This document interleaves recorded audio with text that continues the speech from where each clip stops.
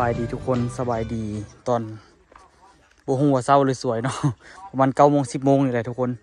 มื้อนี้ตัวสิมามั่างแบบเนาะแต่ว่าไม่ค่ำเสาตัวนี้ตัวกันยังสี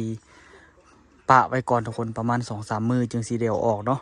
มื้อนี้สิได้มามั่างแบบนี้ทุกคนมามั่างแบบนี้แล้วก็สิได้ขุดขุมนิดนึงทุกคนขุดขุมมันเป็นห้องนิดนึงเพื่อสิได้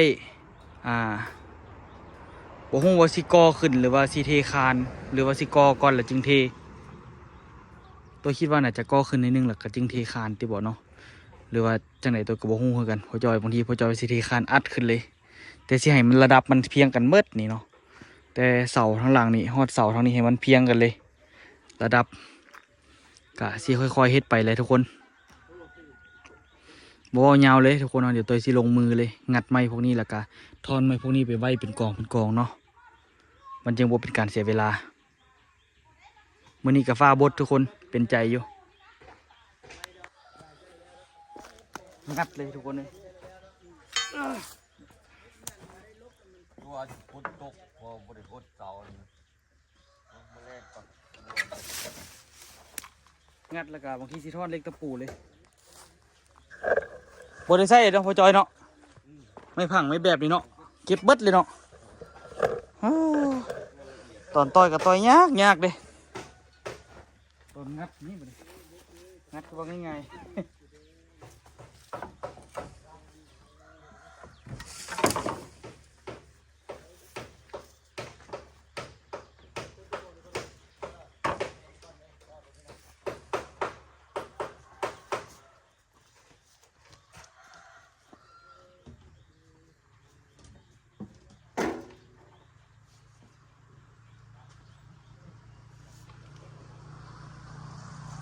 ตีได้เลยทุกมากันง่ายกว่า ตีเลย ได้ก็ตีก็ได้ตีอันนี้งัดมันง่ายกว่า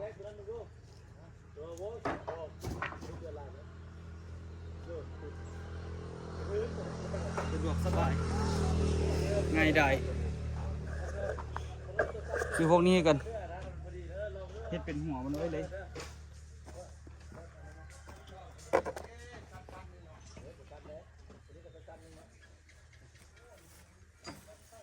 งัดป่ายตัวนึงไว้แล้วก็กี่ที่ตัวจงหัวมันไว้เนาะมันจะสะดวก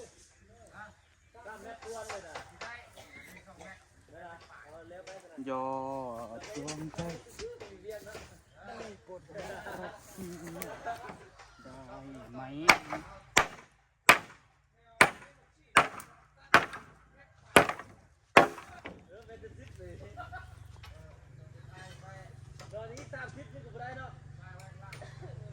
พี่จะขอสัญญา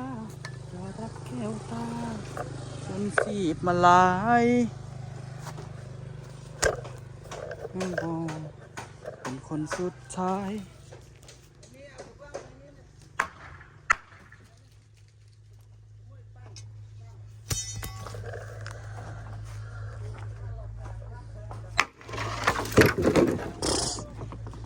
ง่ายเกินเดี๋ยวทอดแล้วก็เมียนไหมเลยทุกคนจึงง่ายๆเนาะ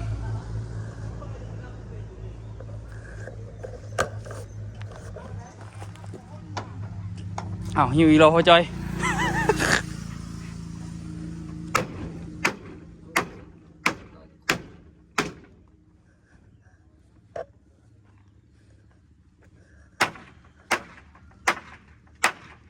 ยังบุกิด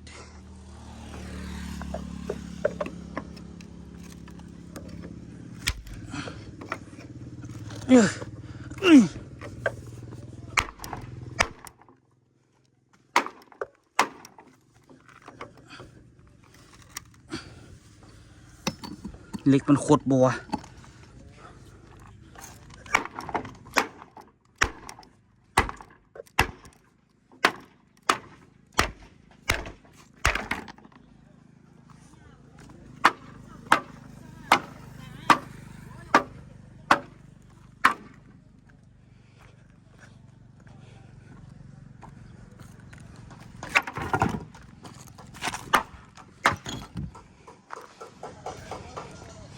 เมียนไหมกับทุกคน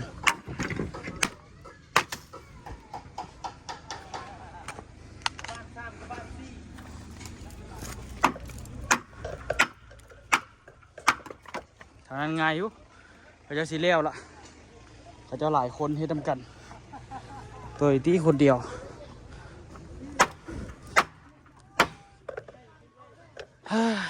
สิจ้างเพิ่นกันสิบ่มีงบแล้ว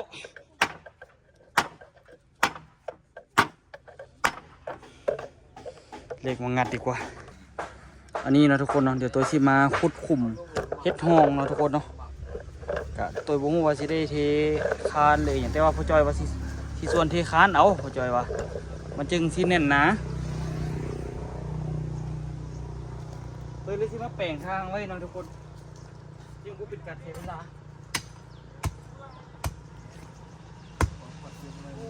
ต่อทำ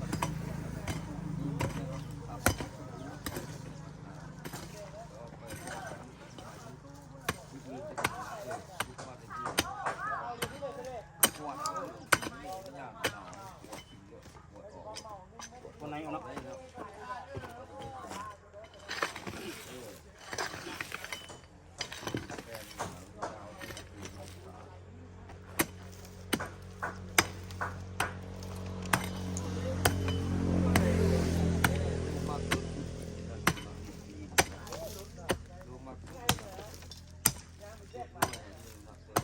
พอดีเฮ็ดตามจกหนึ่งพอดีเนาะ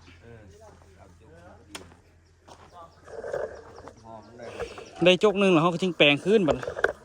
ให้มันละเอียด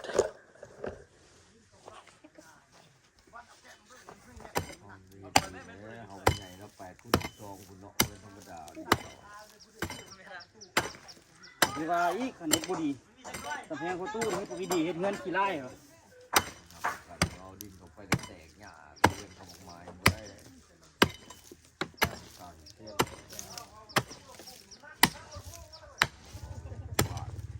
เพราะว่ามันสูงเนาะแค่ปลายเนาะเราบที่คานดีกว่าที่ปลายแล้ว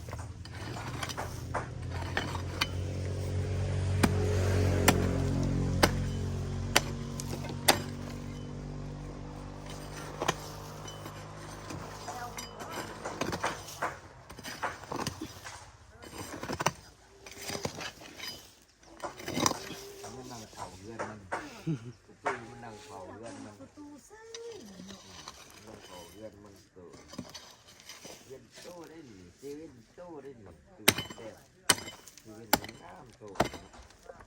ก็ที่ชมพูเขียวบอกโลโก้ถึงๆว่ายกันท่านมีจังหวะดีๆดีๆเพื่อสูงดีมีคนมาจ้างติดป้ายโฆษณาอีกได้ตัวโฆษณานะมีกี่อย่างรถไม่เลยโตอย่างว่าเลี้ยงนี่เนาะบางบอลมีโอกาสเลยเนาะเขาได้เงินเดือนละเขาก็ติดป้ายโฆษณาเขาตามโตอย่างจอยเคยปลูกต้นไม้ยี่ดีวะปักคือวะเขาไม่ธรรมชาตินี่ต่อถูกสมัยเลยวะนี่เหงาไผ่มีฮอดเหงาไผ่มืดขนาดโอ้ดินเขามาถมสิ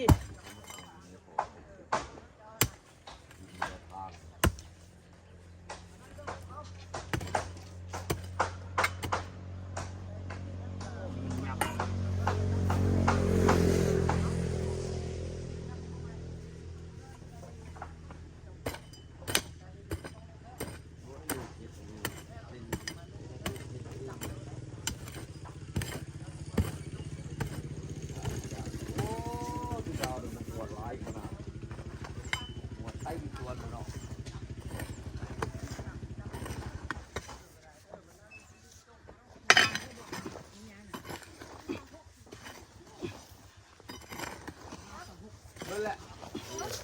อ๋อพูดเรื่องราวมืดล่ะนับเบิ่งได้จังซี่ทีเดียวพี่ลึกแค่เมื่อวันเจ้าคุดไปเดี๋ยวเจ้าลืมไปได้วะมันคือคือว่า300 ซาว325แล้วอ่ะ449เรียบร้อยอันนี้อยากเจ้ยลงละแต่กระยามัน ได้แล้วทุกคนแต่มาปรับบนโนนนี่วันนี้อันนี้ก็เซตเป็นห้องมาหน่อยนึง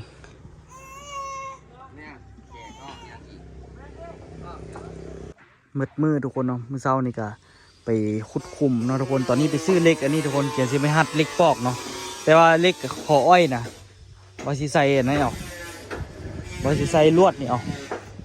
บ่ฮู้มันสิอยู่ได้บ่หรือว่าจังไหนแหละสิปรึกษาเป้าหมายอยู่บางทีก็ได้บางทีก็สิได้ซื้อเหล็กเส้นหรือขออ้อยแบบนี้บางทีก็เหล็กลวดน้ำก็อาจจะอยู่เนาะสิโทรปรึกษาเพิ่นก่อนอันนี้20 ปีแล้วมา20 คูณแล้วมาเอาว่าสิมาเอาปลาดุกกว่าซั่นบ่รู้คือกันขึ้นจากลับเพื่อนนี่เป็นใจไอ้เวียกกับบุค่อยได้เฮ็ดมื้อนี้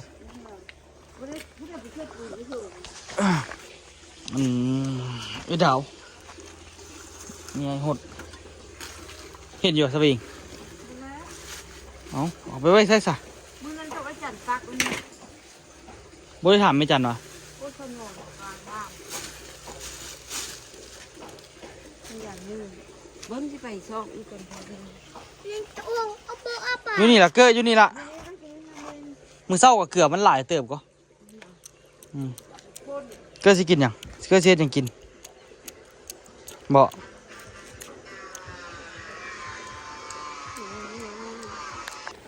ก็คุณสิมาเอาปลาไปเฮ็ดหยังกินไปปิ้งกินวะเฮ็ดป่นนะครับ เอาไปจับอันเดือดตายไป เบิ่งดูป่าโตสำเร็จล่ะคือว่าหัวใหญ่เติบอยู่ดิเอาไก่ตัวนี้สิเข้ามาน้ำเลยเอาตายแบบนี้เอา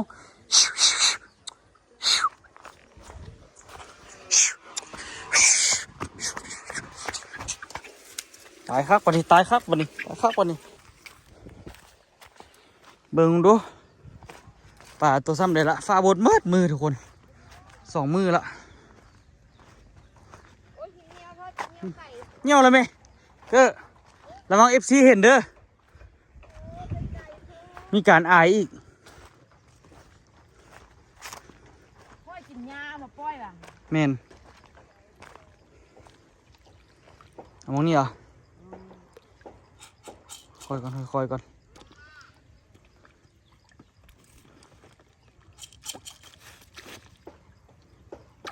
คืออยู่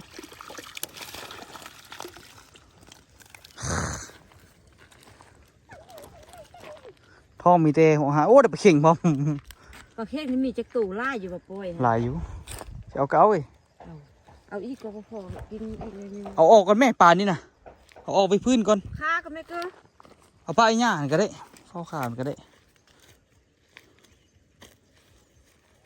ก็ไปเลยไปเลย ท้องบงปุ้งมันจะกินดี เอาบ้านมา มันสิขี้ย่านได้ปะนี่ เดี๋ยวอย่าเข้า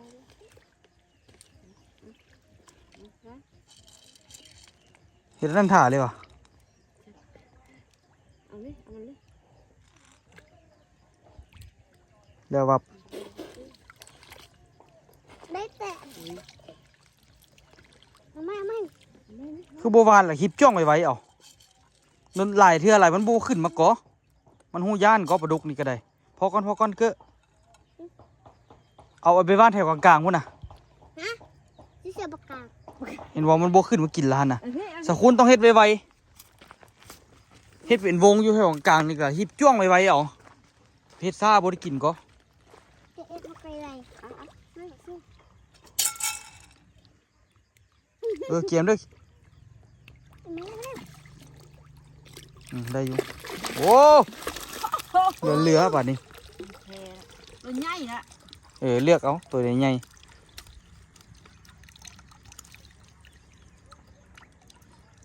ทิมวานมันเลยเกอะ บ้านลงเลยแบบนี้พอละ วานเลย อะไรไป วานเลย โอ้ปลากินเฉย ได้กินแต่บ้านเนาะ แม่ลูกว่านมันอะไร ปลาเข่งยังไงบ่เต็มที่เด่น รียบร้อย RIP RIP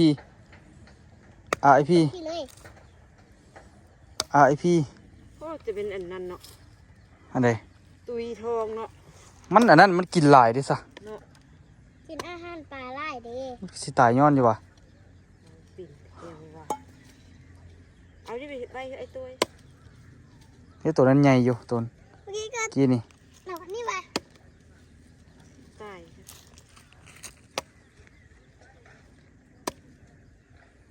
อันนี้นี่สกุลสิเอาไปเฮ็ดกินเนาะทุกคน กินแรงนี่แหละ กินแรงเลยปน พอได้กินยามันเกยปลาทิ่มหั่นล่ะ เอาไว้ จักโต สี่ห้า หกเจ็ด 8 ตัว 8โตวเต็มใจหัวอาหารแล้วหากบมื้อเช้าเกลือถ้าเกลือว่า ไอ้จับเอานั่น ไป จับเอาแล้วนะคะจับเอา พออยู่อ่ะ พอละเก็บเอาพัก อืม เรา เป็นล ล ว ว ก ก ผักต้น ปุ้น จะป่นบักเกอ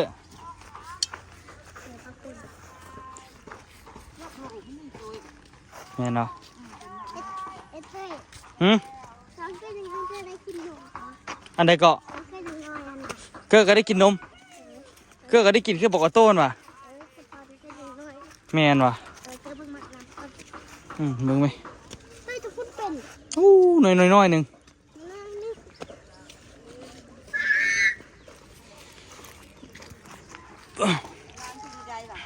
ล้างรถแล้ว เนาะเปื้อน ตอนนี้ตัวตัดเหล็กทุกคนโอ้ยตัดพลาดไปเส้นหนึ่งเสียดายขนาดตัวเอาใหม่ละใหม่พัดเอาไปเบิ้งใหม่ตัวเก่านะตัวนี้ตัดพลาดตัวนี้มันโอเคละตัดพลาดไปหลายเติบอยู่ยุ่งทุกคนเนาะเฮ็ดอันนี้นี่กะอันจะมัดเหล็กนี่กะเป็นครั้งที่สองของตัวนะทุกคนตัวที่ได้ศึกษาเบาใหม่เลยเพราะว่าใส่เหล็กกันนะ เด็กหัวนะทุกคนตัวย่านมันบนแน่นหนาไว้แต่ว่าแน่นดีว่ะทุกคน อันนี้ตัวใหม่ไปแล้วทุกคนไปหาเบิ่งวางขาเด้อ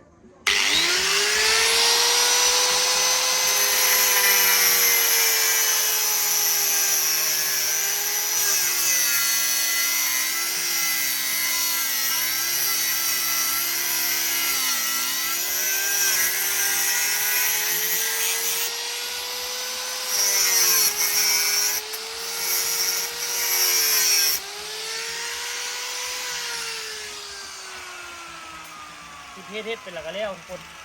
วันนี้มันสิมัดเล็กปอกนี่ให้มันแล้วนี่หนาเพชรน้ำไหม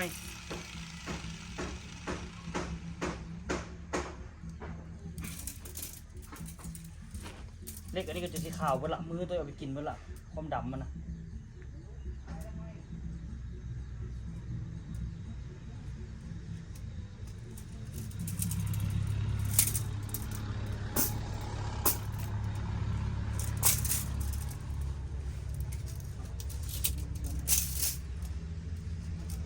พยายามเฮ็ดให้มันซ้ำๆกันเนาะ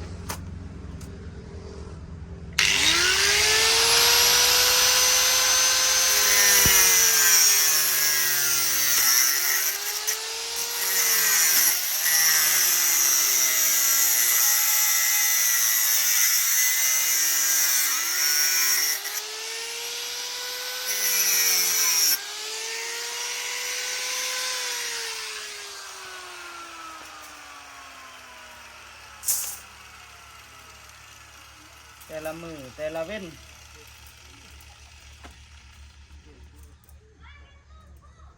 ช่วงนี้บ่ได้อยู่ล่าจักมือเลยทุกคน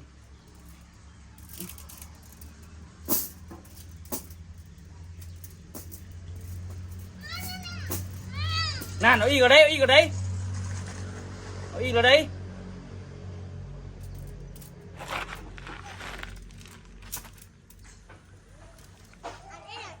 บ่ให้ลงมาบ่ให้ลงมารถมันสิล้มพอตู้จอยเห็นพอตู้จอยให้แหละ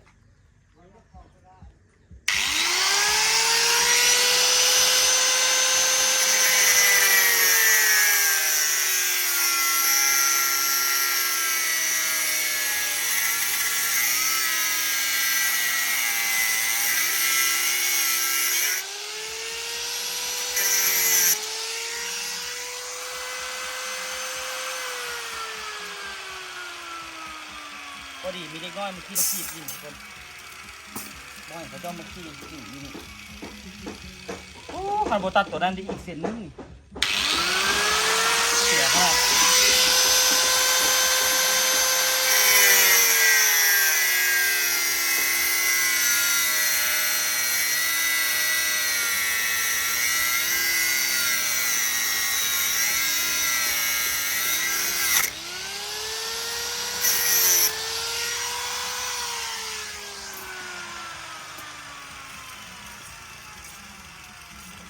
บ่เห็นโตหัดเหล็กทุกคนเอ้ยบ่เห็นไปซอกใส่กระซอกบ่เห็นแวบๆผ่านๆอยู่แต่ว่าเอ้ยมันไปอยู่แจได้วะคือรู้สึกว่าเคยเห็นอยู่นะอยู่นี่บ่วะว้าสิมาอยู่นี่มันพอจอยออกมาใส่ล่ะนั่นวะตัวรู้สึกว่าเคยเห็นอยู่นะแต่บ่ฮู้ว่าเห็นอยู่ใส่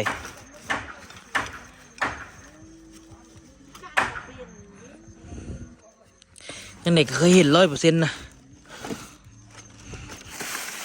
แต่มันไปอยู่ทางเรือกับบ่ฮู้โอ้หัวสากตัวนี้นี่ต้องได้ถามพ่อจอยคืนพ่อจอยอ่ะนะคือหัดเล็กขนาดทุกคนแต่ว่าจากยังไงแล้วเนาะมาทุกคนตัวขุดอันนี้ออกมา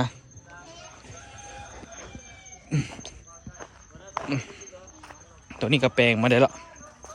มื้อนี้เกือบบ่ได้เห็นอย่างเลยมันบอกตัวเฮ็ดห้องไปหมดต่ำกับต่ำไปหมดสูงกับสูงไปทางนั้นเขาเจ้าจะสิแล้วละมุงหลังคาละเขาเจ้าน่าจะมุงแล้วมื้อนี้เลยมุงแล้วแล้วก็ลบแล้วมื้อนี้เลยทางนั้นอันนี้นี่ก็เสานี่กับค่อนข้างว่าได้มาตรฐานละรู้สึกว่าน่าเคยเนาะทุกคนเนาะพอต้นตาลว่าบัตรพักนะอย่างคนที่มาซวยขึ้นว่านะแต่ว่าก็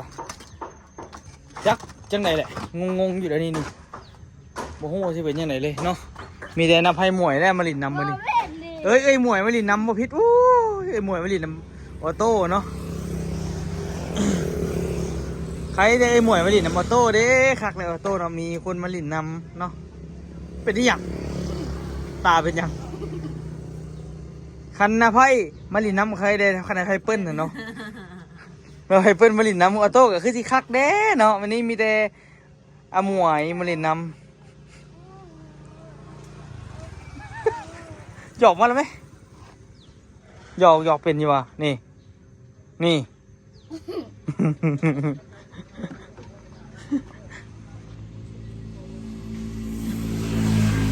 เป็นอย่างมวยตาเป็นอย่างฮะ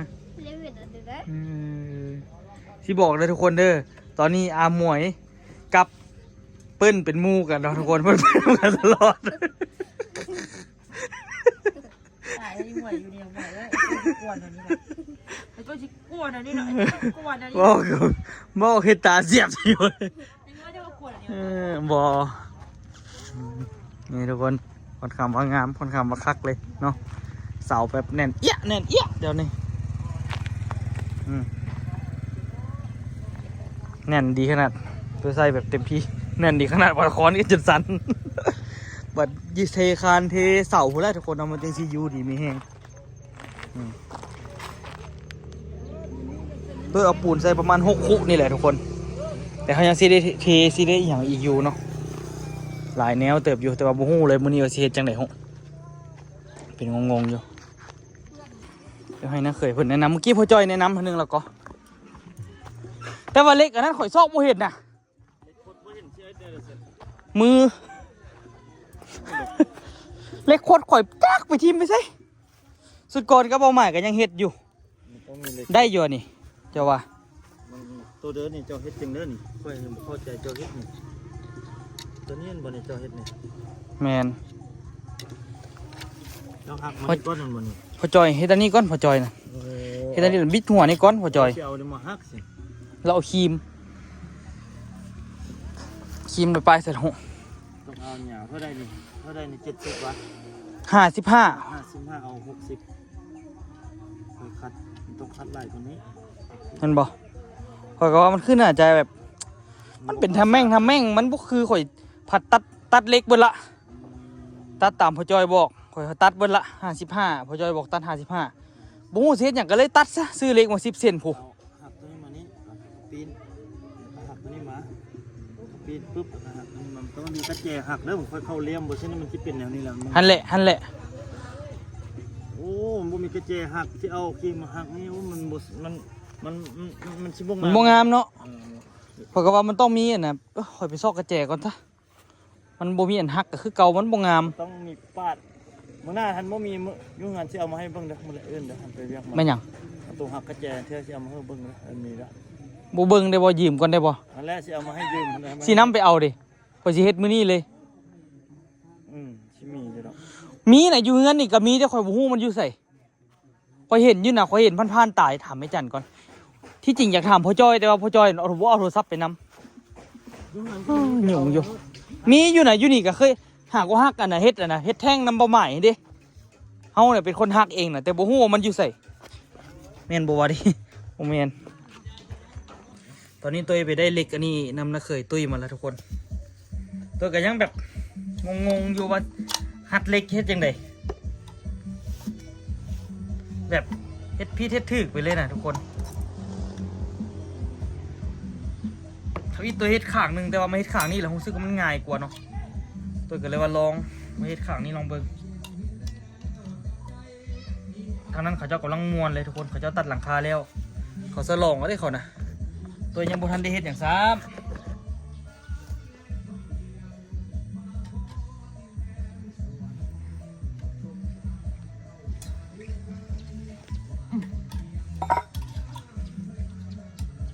อันนี้อันที่สองละเบิ่งอันตัวเฮ็ดอันแรกเนาะขี่ไล่ตัวลองเฮ็ดก่อนบ่กล้าถ่ายคลิปเถอะแต่อันที่สองมาพอแบบพอได้จับแล้วก็พอฮู้แล้วมันละว่าสิฮัดจังไดตัวก็เลยว่าถ่ายคลิป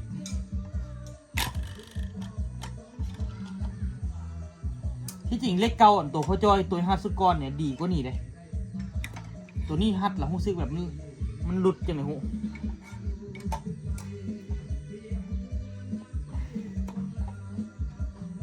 แหมเริ่มงามอยู่ได้ล่ะเมื่อกี้ตัวฮัดขี้ลายก่อนเริ่มโอเคอยู่เลยทุกคน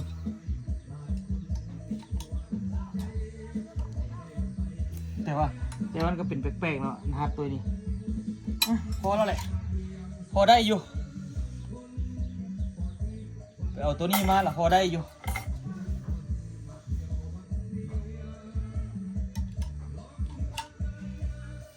อันนี้ตัวฮัดต่ำพอจอยบอกเนาะมาเรื่องวันนี้สิฮัดได้ไว้ให้เบิ่ง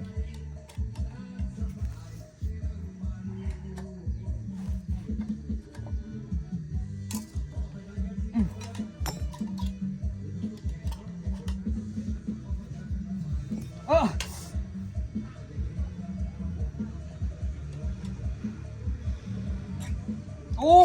ได้เรื่องว่ะแหงฮัดรู้สึกว่าแหงงามเว้ย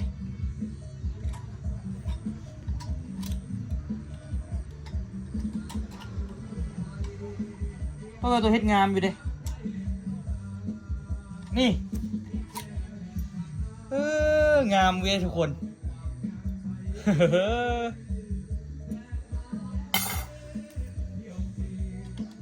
ฮัดตัวนี้แหละทุกคนฮัดจนมันแล้วเนาะ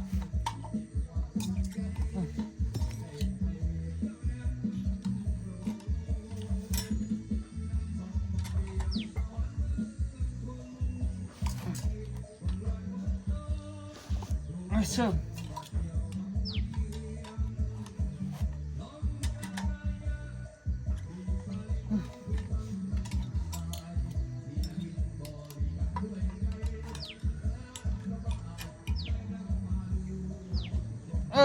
งามปะเมื่อกี้ยังอุกอังอยู่นี่ทุกคนเบิ้งอันนะเบิ้งอันที่อันทับอิดกับอันที่ซีแตกต่างกันสิ้นเชิงเลยอ้าวจอยมาแล้วเขาเลย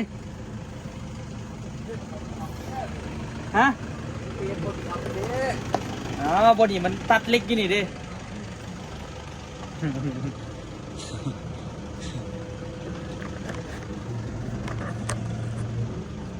จอยมาแล้วเดี๋ยวให้พ่อจอยมาเบิ่งงานเนาะ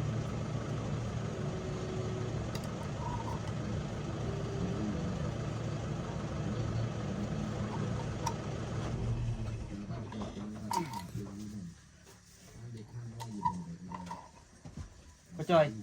เล็กฮัดเขาอยู่เสวะ อันนี้ก็ เล็กอันนี้เขานะลูกเห็นผ่านตาอยู่เสวะ มันมีหลายนะของพอมี2อันเวลาเล็ก อันนี้ลูกไปเอาของนักเคยตุ้ยมาเด่น เบิ่งนี่น้ำแก๊สสอบไปสอบเบิ่งมันเมียนห่านเมื่อนั้นพอมาไว้ ลูกเห็นผ่านตาอยู่นะแต่ว่าโอ้มันอยู่ใส่ว่าสินะ มันอยู่น้ำเครื่องนั่นแหละนี่ดึงออกอีแม่นี่มูมันบ่ได้นี่นะโอ้ลูกตัดทะเลคือมันเรือยาวแท้ เอาตัดพ่อจอยบอกเขาแล้ว55 ว่าคำมันยาวนี่เอาตัดเอาลงอีก ลงกับบทันแล้วตัดแล้วเวลา คือหนาเอาลงอีกเอาประมาณ52ออกลง3 อีลูกตัดผิดเนี่ย ว่า ตัดผิดบ่ได้เบิ่งดีพุ่นน่ะเหลือสั้นๆอยู่ บ่เป็นหยังเราสาบได้เขาต่อเอา ได้อยู่เนาะสมิง ได้โอ้ยบ่ปัญหาอีไรงามซำนี่โอเคแล้วเดียวบัดเวลาครึ่งรวดมันมัดมันเข้าห้องมันอีกมันเศษซำนี่คันเขาตัด53เซนนี่52เซนนี่เขาได้อีกตัวหนึงอีกนะยอดว่าได้อีกตัวหนึง พ่อจอยเบิ่งให้ลูกเลยเด้อคันเห็นนะ โอ้โหเจ็บมือ บ่น่ะเล็กฮัดน่ะเบิ่งแน่ว่ามันอยู่ใส่หั่นน่ะถ้าบ่เห็นแล้วก็ยากเนาะเอานี่ก็ได้เอาของนักเคยตุ้ยนี่ก็ได้ โอ้นี่พอใส่มือเอาได้จับเล็กนี่ คนบ่คัก ตายมันเลยเลี้ยมือบ่ฮักเอาเลย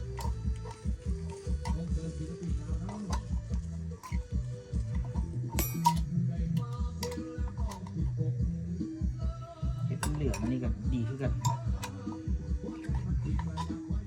มุมมันได้ทุกคน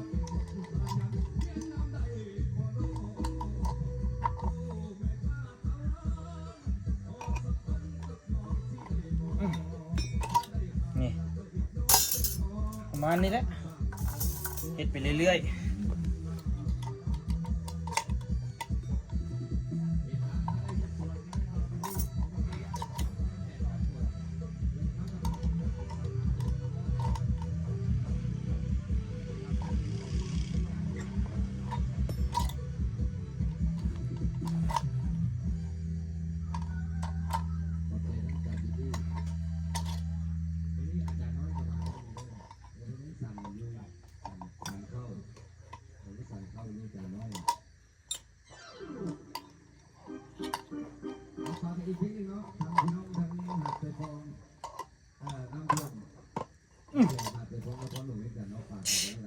เราไปเลิกจึงเอาไปมัดเล็กลวดแล้วเนาะเป็นเอกฝากทุกคนติดตามตอนต่อไปด้วยทุกคนในสารคดีนี้ตัวขอตัวลาทุกคนไปก่อนดีกว่าเพราะว่าไทยมันจะเศร้าขนาดทุกคนเนาะไปเจอกันคลิปหน้าทุกคนตัวซีโคตรเล็กนี่เห็นมันแล้วมื้อนี้เนาะบ๊ายบายทุกคนสบายดีเด้อ